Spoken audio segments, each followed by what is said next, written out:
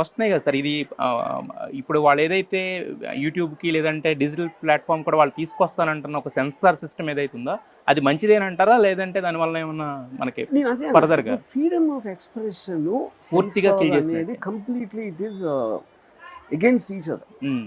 మీరు ఇప్పుడు social media మనకున్న టెక్నాలజీ ఇంటర్నెట్ టైంలో ఏ న్యూస్ ఎవరి నుంచి ఆపలేరు. హ్మ్. మీరేంటి మేమైనా బాగోగులు చూసుకోవాలి అని పేరెంట్స్ చిన్నపిల్లలు ఉన్నప్పుడు చూస్తారు అండి, Hmm. అది చేయొద్దు చేయొద్దు అని. హ్మ్. ఆ కైండ్ ఆఫ్ ఆస్పెక్ట్ అనేది 1950లో ఉండొచ్చు ఆ Hmm. థింకింగ్లో. యెస్. ఇప్పుడు అది అవుట్డేటెడ్ అది. హ్మ్. అందుకని మీరు అమెరికన్లో కానీ ఎనీ డెవలప్డ్ కంట్రీలో క్లాసిఫికేషన్ సిస్టమ్ ఉంటుంది. Hmm. రేటింగ్ ఇచ్చి వదిలేస్తారు, ఇది కట్ చేయదు. మీ ఇష్టం కావాలంటే చూడండి. మీరు ఒకటి అమ్ముతున్నారు, హ్మ్. ఇది ఇలా ఉంది, హ్మ్. ఈ మెడిసిన్లో ఇవి ఉంటాయి, హ్మ్. అది ఒక డిస్క్లైమరు లేబుల్ ఇలాంటిది ఇచ్చేసి వదిలేస్తారు హ్మ్. కొన్నోడు దానికి. హ్మ్. అప్పుడు మీరు ఒక నలుగురు ఐదుగురు సెన్సర్ టీంలో కూర్చుని కోట్ల మందికి నిర్ణయం వాళ్ళే తీసుకుంటారు అసలు. అదే. మీకు అందుకనే కదా మీకు ప్రతి కమిటీ వేరే వేరే వేస్తుంది కట్స్. Yes. ఎందుకంటే వాళ్ళు వేరు వీళ్ళు వేరు కాబట్టి. హ్మ్.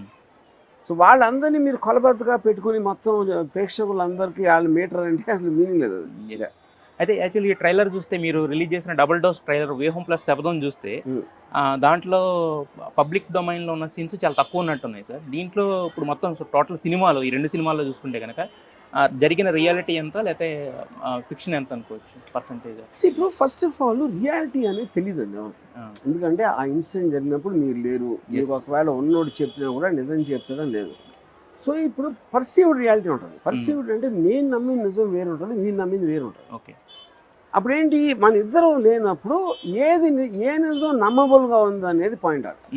మీరు బయట నుంచి అన్నా కూడా మీరు ఒక మీడియాలో రిపోర్ట్ వచ్చింది అనుకోండి, లేకపోతే ఏదో ఇన్వెస్టిగేషన్ వాళ్ళు ఏదో చెప్తారు ఒక కేసు గురించి, మీరు ఎలా నమ్ముతారో నిజం అని నమ్మబుల్గా ఉండాలి.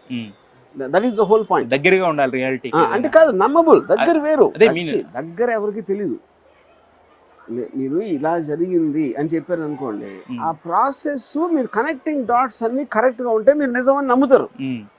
నిజం అనేది ఫ్యాక్చువల్గా ఎప్పుడు ఉండదు, నమ్మదగ్గదే నిజం, అంతకన్నా ఏం లేదు.